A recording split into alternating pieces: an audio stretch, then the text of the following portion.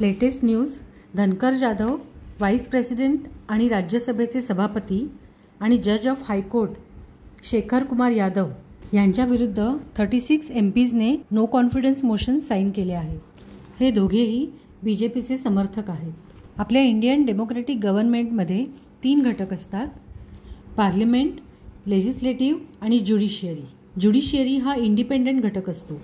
आता राज्यसभेच्या चेअरमनला इम्पीच करायला म्हणजे पदावरून काढून टाकायला राज्यसभेकडून 50 मेंबर्स आणि लोकसभेकडून 100 मेंबर्स यांनी नो कॉन्फिडन्स लेटरवर सही केली पाहिजे. किंवा सुप्रीम कोर्ट आर्टिकल 124 मधून आणि हायकोर्ट आर्टिकल 218 मधून त्यांच्यावर ॲक्शन घेऊ शकतात. म्हणजे आपल्या पार्लमेंटला खूप पॉवर आहे.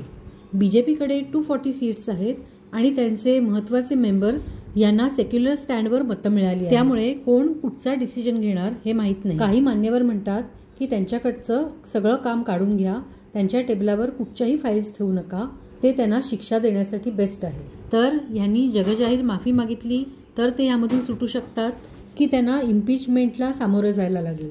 हा डिसिजन म्हणजे रुलिंग पार्टीसाठी पेचच आहे. पण सगळ्यांसाठी रूल सेम हवा. जर एकाने रूल तोडला तर त्याच्या जागी कोणी दुसऱ्या चांगल्या व्यक्तीला बसवता येत नाही का? किंवा त्यांनी जर लिखित माफी मागितली तर चालणार नाही का? अजून काही राज्यांची विधानसभेची इलेक्शन्स बाकी आहे. त्यामुळे मतांसाठी हे काय निर्णय घेतील आपल्याला माहीत नाही. पण आपल्या देशाच्या कॉन्स्टिट्यूशनमध्ये लिहिल्याप्रमाणे त्यांना निर्णय घ्यावाच लागेल, राईट?